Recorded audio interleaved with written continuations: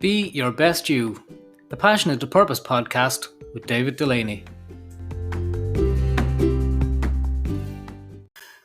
Good morning and welcome to Be Your Best You, another Friday, another episode of the podcast where this morning I'm absolutely delighted to be introducing you guys to Rowena Gerrett. Rowena is a coach, mentor, facilitator, speaker, and teacher. And I've had the pleasure of working with Rowena on the certification of embodiment coaching course, which we recently took. Rowena is an absolute delight to talk to. There is an effervescence which you will hear, and it's just been an absolute pleasure to record the episode, which I hope you enjoy. Rowena Gerrett, good morning, and you are very welcome to this episode of Be Your Best You. It's great to have you here. Good morning. It is wonderful to be here with you. Thank you so much for having me. You're joining us this morning from Sheffield. That is correct. Yes, this is a new home for me. I relocated in the last couple of months, so I am loving exploring my new environment. Yes. Okay, so you've uprooted in a sense. Okay, because Rowan Tree, we'll talk about Rowan Tree, your business. I just want to say there's a quote on your website. Let's kick straight into it. From Anais Nin, and the day came when the risk to remain tight in a bud was more painful than the risk it took to blossom. What risk have you taken to blossom? Oh, okay. So no preamble. We're just going straight in there. I love it. We'll go backwards. Let's do it. Yeah. I mean, I think I love that quote, and I love that you picked up on it. I think it speaks to a lot of people. So, I mean, if we refer to the most recent move, the most recent risk, certainly like relocating on my own, and doing it as a very definite step where I've had to really consciously round off like the experiences and the relationships. Not that I've ended those friendships and relationships, but really saying, yeah, let's close this in this one place. So I was down in Brighton, in order to be able to step into this, really had to step into a lot of fear. It really required some bravery. I wasn't unhappy where I was, and yet I also knew that place that I'd been in for a long time, I needed to make this step in order to experience this wonderful place, and also for other steps to happen. So it is a risk. My business is partly online and also in person, and establish that network. So that was a risk, and I knew that I was stepping into it having taken risks before. I've lived overseas a couple of times before. I've worked in East Africa. I've worked and lived in Melbourne. And yet this was the first time I was actually really moving like towards something, as opposed to the other ones that were probably partly moving towards something and partly moving away from something else. So this most recent move, definitely one of the risks. There have been plenty more as well. There's nothing like shaking the tree to start a conversation. Like we could have talked about a lot of fluff and everything and anything, but let's talk about shaking the tree, because I mean that's the name of your business, Rowan Tree. Tell us a bit about Rowan Tree and how that came about. Yeah, thank you. So, I mean, the name itself, just to kick off, obviously, as my name is Rowena, it's a little play on that, but also just a nice connection for me. When I was born, we lived out in the countryside on the Welsh English border, and my dad planted a row of rowan trees. He's one of the kind of influential people in my life in terms of connecting me to the natural world and more kind of cyclical living. Not that you called it that 40 years ago necessarily, but planted these, and I was actually lucky enough, I went along in the last just pre-pandemic and visited them. Hadn't been back for like 30 years, and saw these trees that are not only known for being very resilient, for being able to thrive and grow in quite challenging conditions. They'll often be on the side. They'll often be the only tree you see on the side of a mountain, but also are really known for their protective powers. And are associated, in a lot of different folklore, in fact, with that, with protective powers, and also with around like communication and connection. So there was that initial connection for me with the tree, but actually it really sits in sync with a lot of what's important to me in my work. You know, it is about supporting people, primarily but not exclusively women, and primarily people who are usually quite high achieving, usually people who are very engaged in their community and working with supporting and furthering really, really powerful, exciting causes, but who have perhaps lost connection with themselves, and that maybe with their body, that maybe with their, you know, their real sense of self, who have lost trust and are, you know, in that place of functioning, but also real overwhelm. So my work is through sort of three pillars of being with your body, with your mind, and with nature, about reconnecting, about moving from that place of overwhelm, of uncertainty, of a lack of trust, to really listening in, to really connecting, to really feeling into what are, and we could maybe decide what you and I each understand by this, but our true natures, you know, and feeling emboldened and trusting self enough to be with that, you know, and to live through that. Okay. Yeah, so that's my work, both one-to-one and courses and workshops. Nature and resilience are words that come up quite a bit speaking with you. And resilience, we'll talk about that in a second, but nature, what are we doing to the planet, and what do you think about that? I mean, we have enormous responsibilities, and at the moment we're failing to live up to them, aren't we? And you know, I think we're as we approach COP26, and you know, which is interesting in the lead up to it. You know, I think that alongside an incredible organisation, you know, and movement, I should say, in organisations like Extinction Rebellion, and you know, the science that is really helping us to really understand what is going on and pushing us towards, you know, the changes that we need to make in our actions. I do also think that one of the important things is, you know, David Attenborough said, you know, if we don't know something and love it, I'm paraphrasing him poorly here, but if we don't know something and love it, then how can we expect people to want to protect it, you know? And part of my work, and part of, I think, a lot of people's work is, you know, if we really can return to that sense of relationship with and within the natural world, to really see ourselves as what we are, which is animals as part of it. You know, those ideas of like reciprocity and you know, gratitude for what we have, as Robin Wall Kimmerer talks about. They're not only metaphors that we can take into our own lives, but actually that will, you know, really help us to establish a relationship with the living world, which I think is fundamental to us then stepping forward in action. And action is very much what is needed at the moment. So are we disconnected? You say re-establish connection with the natural living world. Are we disconnected at the moment? Absolutely, we are. Absolutely. I mean, people to varying degrees, of course. You know, there'll be people listening to this that, you know, and I know you said to me you've got quite a lot of, you know, listeners in Canada, for example, like, you know, and okay, they might be city bound, but equally there's a lot more people there kind of more connected.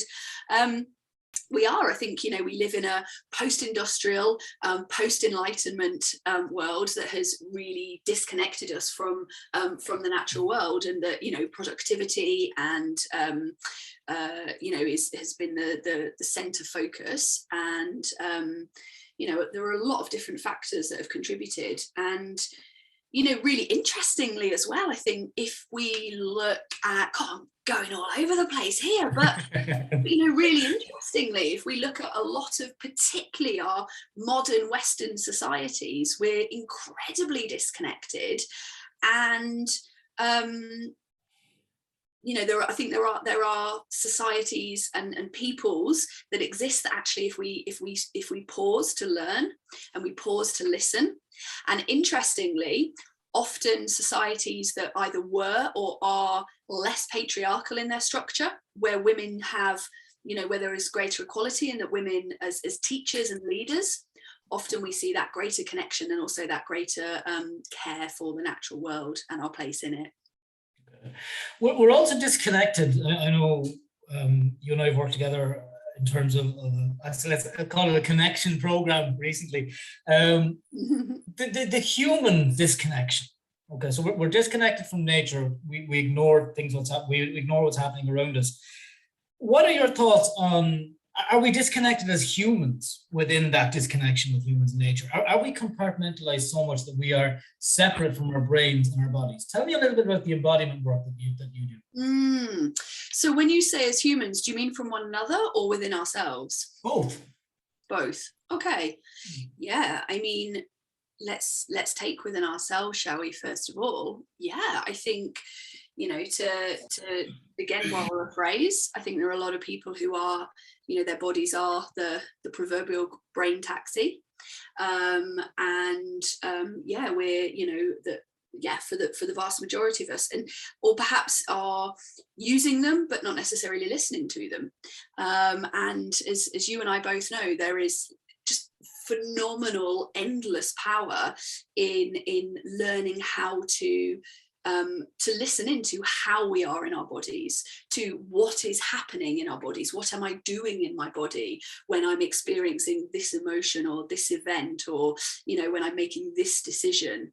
And I think that this, my understanding, my space, I guess, within this is that a lot of that is instinctual, and a lot of that was instinctual, but we've unlearned it, or in generations and generations and generations we haven't been taught it. It hasn't been passed down, and I think we're at a point of for some of us, it's really exciting. We're at a point of kind of unlearning that sense of that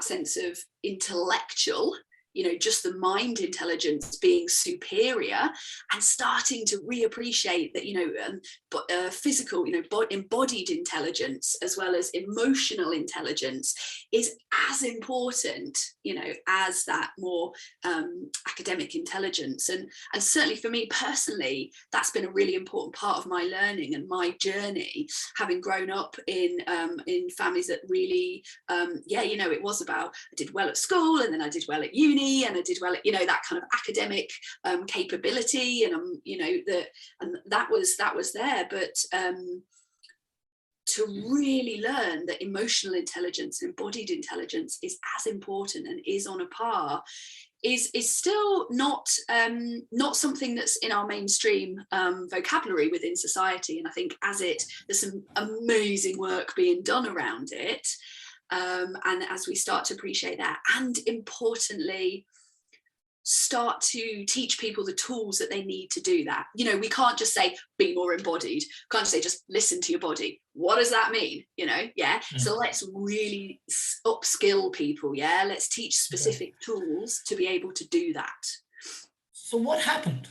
What has happened that if we, I've recently finished Sapiens by Yuval Noah Harari, great book on the evolution of humanity. When you read that, we're actually here quite a short time. Okay, we're not actually on the planet a very long time. So what happened? What has happened, in your opinion? What has caused this disconnect? We don't tune into nature anymore. If we look back a couple of 100 years ago, we were using natural remedies, using all this we were in nature. In your opinion, what has happened, in humanity to cause this disconnect? I mean, I think everyone will give a different answer to this, and obviously I can just give mine. I think when we say humanity, we also need to account for enormous differences within that. Let's say, because it's the position that I'm in, like let's say Western society to start with. I think there are some key changes, aren't there, historically, particularly, as you said, we move from more as kind of living on the land, to and working with the land, to industrialization.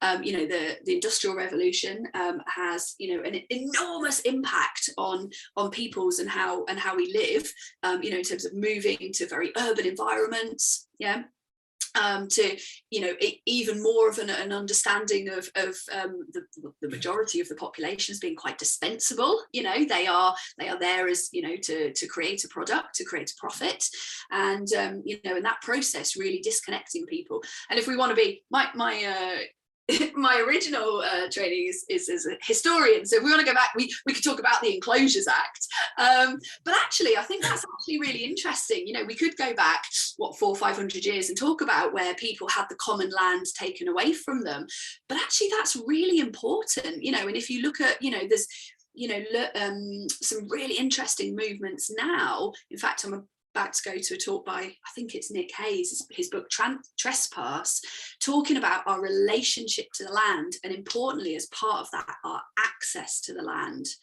And obviously I'm talking from a UK centric point of view there, because it is different in different countries, but certainly, especially in England, the lack of access that we have to the land is actually really fundamental in a really fundamental factor in us disconnecting from our natural world, and that's really important. There are other things that I could mention there in terms of sort of, I guess, more what we might call ancient wisdoms, and sort of the threat when we have the rise of science and the rise of medicine, as the medicine as that developed, and we lose, and very purposefully in Western societies push down, really suppress that more traditional wisdom that was held, as we should say, very gendered, held by women predominantly. And then we have the rise of science and the rise of medicine, the medical profession, very male, very patriarchal. We don't want to always gender this, but there is a gender element to that, and that traditional wisdom's held by women being very threatening to that, and therefore being threatened itself. I think that's an important element there as well. What would you add to that, David? I want to ask you what scares you, because you're very passionate when we talk about these things and the traditions. And is there an acceptance? Do you accept these things as it's going to happen anyway, it's natural, it's evolution? Or does this scare you, the work you do? Are we pausing and learning, as you say? Are we listening, or are we just plowing ahead? Are we accepting what's happening? You, Rowena, are you scared of any of this person? Do you go, oh my God, what are we doing? What are we doing? Does it scare you, or do you welcome it? When you say it, can you just define it for me? Oh, it. Okay, saying the modern medicine. Is there anything about modern medicine? If we look, for example, at someone with if someone, let's take heart disease, for example, and someone takes a pill for that. No, I'm not anti-medicine, I'm not anti-progress in that sense. But what a lot of people find is that you take a pill for that, then you have to take another pill to counteract the effect of that pill, and you're ended up maybe taking 6 or 7 pills for the one thing, and those pills are all owned by the one company, and they, that kind of thing. So those advances in modern science, when 100 years ago, you went and you went to the local healer and you got. So I'm just talking about the rapid ownership, and we could talk about this from a food perspective as well. There's so many big companies owning, everything in that sector. So in terms of the growth that we have experienced in society, and the rapid growth, does that scare you in medicine, in food, in that kind of stuff? I think the short answer is yes, or rather concerns. I think the longer answer, we could go on for a good while with this, because that's such a broad a good part too idea. Yeah, I think you and I both knew at the start of this that there could be two beautifully verbose people having a good chat on a Tuesday morning. But no, what I would say to that is a few different parts to that. One is, I'm not a medical professional and I wouldn't seek to speak for it. Two, I'm phenomenally grateful for the advances that we have. And I think particularly, at this moment in time, the role of science, the role of scientists, the role of the medical profession, in supporting us and ultimately taking us to a much safer place in the face of the pandemic. And for me, I'm very grateful to be double vaccinated. I'm very grateful that my dad had a quadruple heart bypass 4 years ago. So absolutely. I think, part of this, you talked about like big pharma. Yeah, I think that's incredibly concerning. And if we look at, big agriculture as well, that also is very, very, very concerning. And if we look at that in terms of broader themes, I guess ultimately, part of that is saying, it is about that disconnect again, isn't it? Disconnect from our modes of food production.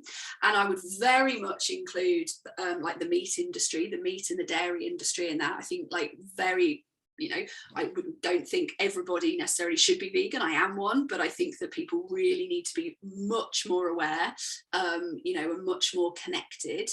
And part of it is, I think at its crux, it's also that appreciation again of where we sit within the ecosystem and the ecosystems that exist, and really being aware of how we damage them, how we are continuing to damage them, and the phenomenal impacts that we have, and how it, on a very basic level, that is not sustainable. Like, that is now undeniable. It is not sustainable to be taking and taking and taking, in the way that we do from our world, and it's not. And the thing is, I think that I'm not necessarily like scared. Is the world going to exist in X number 100 years? It will. Will human beings be able to? Possibly not in the way that we are going, genuinely. The world will heal itself again when we're gone. It will. And as you say, we're a blink of an eye, but it's not sustainable what we are doing for us or for any other parts of the natural world. So when these companies say, using the niacin quote again, that they're taking risks to blossom, they're taking these risks, but they're taking these risks at an expense of the food. You mentioned the dairy and the meat industry and stuff like that. It says, a couple of things, the spiral of not knowing sometimes, that you mentioned on your website as well. Is it good to be sometimes in a spiral of not knowing? And part of the work you obviously do is bring people from those spirals of not knowing, having been there yourself, and bringing them, to pause, to learn and to listen. I also, you mentioned being a good girl. You decided not to be driven by the need to be a good girl, and that's your own words on your website. Where did you rebel and why? You asked me 3 questions there, and I love asking. I lumped my questions together. Well, I loved all of them, and I kind of want to answer all of them. I tell you what, before I get to the good girl one, can I just answer the one about the kind of getting out the spiral of not knowing? Because that can I kind of be in that, because it does lead on. And as you mentioned, kind of part of my work is about pausing, it is about listening, it is about learning to listen, and then learning to trust what you hear. And I think we live in a world often at the moment, especially, that is about polarities and about dualities. And actually, if we talk about medicine with the body, it will be look at that problem and look at that and try to fix that, as opposed to the whole. And we have really polarized political systems at the moment, and people are actually encouraged in some ways by our system to be, to really be in that polar. So I think actually, a lot of the work that needs to be done is about not just listening to ourselves, but really listening to others, about gaining that empathy and that ability to do that. So when I talk about polarity there, I guess the reason I mention that is also because that, to get out the spiral of not knowing, as you called it, like people are sometimes scared to pause, they're scared to slow, they're scared to listen because it's alien, perhaps because it's worried I'll fall behind, because that's not what we should be doing. I should be productive, should. And we create that polarity of, well, either I'm slow and I'm stepping out and I'm doing this, or I'm achieving and I'm going and I'm going and I'm going. And I guess part of my work, and I think part of yours as well, and a lot of people, is about saying all of these things can coexist, and that balance is a really important part of what we're supporting people in creating, and that doesn't mean that you have to jettison one thing in order to make space for another. It's about expanding our capacity to hold and appreciate and understand it all. Does that make sense? Yeah, absolutely. And I think there, to kind of come on to that sort of that good girl, actually is around the, I must be doing very much about the shoulds, should, as my friend calls it, shoulding all over ourselves, because that's, it really doesn't help us, does it? And I can say as a teacher, for a good amount of time, and now within the higher education, is a bit of part of what I do as well. There are so many phenomenal teachers, and our education system is broken in terms of the way in which it teaches people that failure is wrong. Even though we say, let's be resilient, let's learn to make mistakes, ultimately it's set up. You mustn't fail, you must do it in this way, you must progress in this way. And if you do X, Y, Z, then you are good and you will succeed. Now, it happened for me that I could play the academic game. I was blessed with what I was kind of born with in terms of how my brain worked, and I was blessed, in terms of there being a lot of books around me, and all of that kind of input. And at the same time, so much of my identity and so much of my sense of worth, of self-value, was bound up in that. If I get that grade, or if I do that, or if I please that person, if I tick that box, that kind of thing. And I think that's a very, very common story. That's a really common story. I think even more so for women, that good girl thing, but I think for a lot of men as well. What one big change would you make to the education system if you had a magic wand in the morning? What one big change? Yeah. Funding. Okay. Funding, so you could have more facilities, so you could have support for younger people that need it, so you could have different, smaller class sizes, so that you could have the opportunity for, I'm going to have two, because why not? Funding. I'm having two. Two. Funding. Rebellious. Funding and trust the professionals. Okay. They know what they're doing. They know it far more than somebody who has had absolutely no teaching experience. Funding and trust professionals. They're phenomenal at what they do, and funding so that teachers and and on all of the support staff on their knees energetically and emotionally and physically. And Rowena, go. Okay, you want a third? You can have a third. Go on. No. I'll stick with two. But what I would say within that is, what you could then do is then trust, so that we can throw out this super rigid national curriculum that we have, in order that we could, that children can learn in a way that is according to their needs, to their progression. And as you do see in Scandinavian countries, for example, we have a way of learning that doesn't compartmentalize, different subjects, because actually that's not what life is about. But actually we learn through exploration, we learn through curiosity, and we learn through doing, including, of course, so much of it outside and through nature. There's so much that we could do there. Rowena, what drives you to get into the lakes and the seaside every morning for a swim? You're still doing it in Sheffield, I believe. I am, and I tell you what, I mean, I miss the sea. I miss it enormously. I went and visited a different bit of it at the weekend. But yeah, all the fresh bodies of fresh water. I'm loving it. What drives me? Community. I find that I meet phenomenal people who do it, and often the sort of the people who want to chuck themselves in cold water at crazy times are good fun.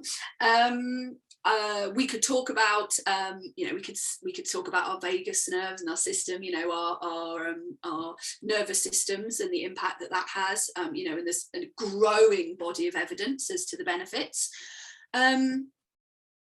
I can honestly say that when I swim, when I'm underwater and I'm swimming, and I don't do I can swim a couple of kilometers, but that's not what I'm talking about. I'm talking about getting in, screaming, playing around, all that kind of thing. When I swim underwater and you're held by it, and there's a real physicality to that. You're held by it, that you feel the whoosh of it going past your ears, and it's the closest I get. I think that, and maybe points of meditation and other connections, but it's some of the closest I get to just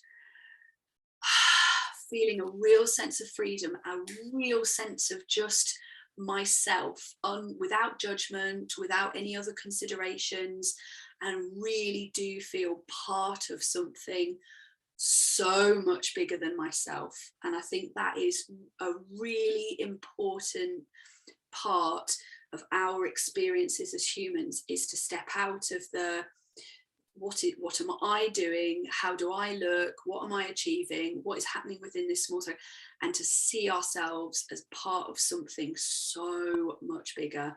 In the same way as we look up at the stars at night, and that experience that we have, and the for me, being in water in that way, that it does that, it reminds me of that as well. Is that something you would say to your 16-year-old self? Look at the stars, look, we are part of something much bigger, or would you say something entirely different to your 16-year-old self? It's interesting. I will share with you, I've spent quite a bit of time with my kind of 16, 18-year-old self recently. Some really interesting kind of work in counselling, and obviously I'm not going to talk about that, but I think it's a very powerful kind of part of a process.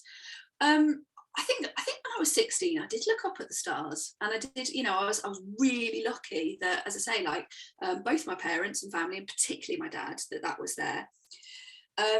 But I think I would also say, look up at them and know that they're not judging you, and know that it's okay you don't need to judge yourself. Yeah, know that we're here for a very short time, and in some ways each of us is enormously consequential, and important, and we are entirely inconsequential as well. And I say that in a great freeing way. We're actually we're really inconsequential, so let's do what we can do, because we're not here for long.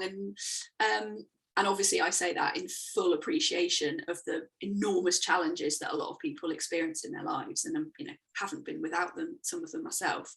But yeah, I think that sense of lack of judgment, and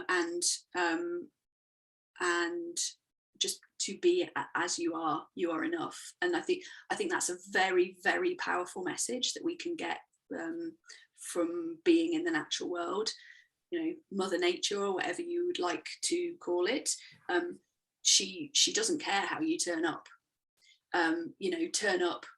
Turn up happy, turn up sad, turn up elated, turn up angry, all of these very valid emotions, turn up healthy, unhealthy, just be there, and you will be met. And I think I work quite a bit with sort of metaphor in my work, and I think it's it's an incredibly powerful message that we can receive there, and it's one that so many more of us, including all 16-year-olds, and actually all of us, could do with really feeling and appreciating more of more regularly. You turn up, Rowena, on the side of a mountain for a camping trip with 2 other people. Who are they and why? Dead or alive? Okay. Oh, 2 other people.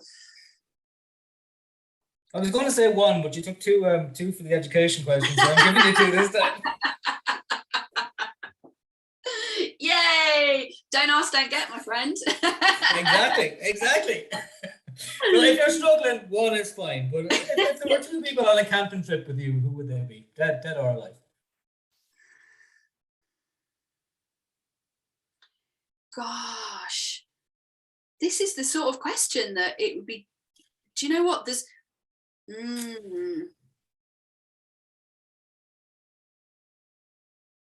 This is really a really interesting one.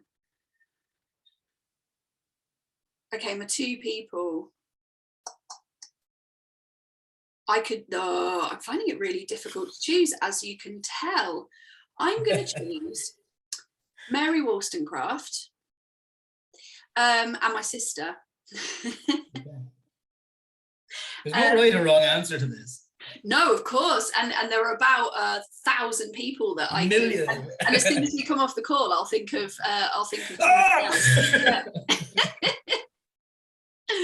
yeah, that's a great question. Yeah, so many different people I could choose. How about you? Okay. Oh, look at that, putting the question back. I don't know. I haven't been camping for a while, so I'd love to. I probably, I think that's, yeah. So I'm struggling now for that question. I bring you, Rowena. I'll bring you on a camping trip. Bless you. Well, I tell you what, if you can take the podcast and you can just listen to us. There you go. You can. Okay. What we do then is we can on the introduction to the podcast, I can put in the 4 or 5 or 19 other people that you decided to bring on the camping trip. Speaking of trips, absolutely. Speaking of trips, okay, you've worked in Tanzania, education program in Tanzania. You worked in refugee projects in France. You mentioned Melbourne yourself. The branches of the Rowan Tree are always growing. You mentioned you recently moved to Sheffield and you're working with people there. So what I want to finish up on is, in addition to the one-on-one and the workshops and that kind of stuff, and you mentioned you work online and offline and different ways with people. You have a Walking Through Winter program. Tell me a bit about that and how people can get involved. Thank you for creating space for that. I'm really, really glad to be running this for the 2nd year. Ran it last year and was just blown away. 26 incredible people who joined us, and the concept here is that we as we've talked to today, we live and work and be in a way where it's push, and don't get me wrong, as you mentioned there, I'm very much for doing and creating and and getting out there, and it's that balance that we're talking about. So the idea of Walking Through Winter, we kick off on the 18th of November, and the idea is that we start in autumn. We at this beautiful point of letting go, of slowing down, and of gratitude, of plenty, and of saying, okay, let's slow into the winter space. And we move through winter in this course, this time for restoration, for rest, and also as we move into those really dark months, January, February, it's a time for visioning. It's a time for looking inwards, for really listening to ourselves, for planting those seeds, creating space for those seeds of ideas to bubble up. And we then move into sort of late winter and into spring. So it's a longer course, and we finish up at the end of March. So we've tipped over, we've had the spring equinox, and we've tipped over into spring. So it's and as we get into spring, it's about those green shoots of growth. Yeah, so some of that stuff we visioned, we're going to be thinking very creatively, some creative opportunities, and what do I want to be growing, what do I want to be building, and that might be work, or it might be in another part of your life, as I move into this spring energy. And I think we have so many courses. You get to January the 1st, what's your New Year's resolution? Let's do, and it's like, no, in my view, actually winter is, as I've just said, it's about working with that seasonal energy. Of course we've got jobs, and of course we've got existing lives and commitments, so it's not about, oh, I will let go for 4 months, but it's about bringing, as we say, that balance back in and recognizing the power of creating these spaces for us. So it is a longer course, and it's really powerful working through that time. It's also a time of the year a lot of people, I think, find quite challenging, very depleting, particularly if we just push. So it's going to be real stuff. We have a couple of guest people who come on, one who's very much about like natural remedies and also someone with like natural movement that we can support ourselves and our immune systems and stuff in this time. So yeah, really loved having their input. And it's a nice blend, of course, of it's online, which I believe, yes, in person is so powerful. And if you do it properly, which we do know you can create incredible connection and really powerful experiences still online. So it's fortnightly online, a gathering of this beautiful community that we create. And then as well as that, you go away with resources, with tools, with practices that are embodied and also are encouraging you to go out into the natural world, to connect and to take those things further. So yeah, we're starting on the 18th. And if I can mention just really quickly, I've got some taster sessions as well. One is this week. The podcast might not go out in time for that. We've also got a couple in November. So if people are umming and ahhing at all, you can always come along and get a little sense of it and before you sign up. So Rowena, we can find you on your website, which is rowantree.uk.com, rowantree.uk.com, and on Insta and also Facebook I am rowantree.rowena, at rowantree.rowena. So yes, that's where I am. Well, online. We've come to the autumn, heading into the winter of our conversation. Speaking of cyclical and seasons, Rowena, it's been an absolute pleasure speaking with you this morning. So yeah, check out the Walking Through Winter on Rowena's website. Rowena, thank you very much.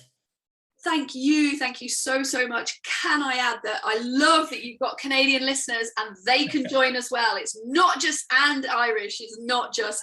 So, we have people in Sweden, and we have people in Denmark, and we people all around the world. So, amazing! Yeah, excellent. So they'll all be signing up once they hear this. What a joy to talk to you, David. Thank you so much. Thanks, Rowena.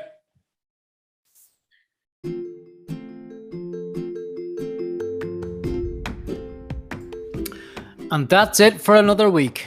Thanks for joining us this morning, and do join us next time on Be Your Best You. Have a good week.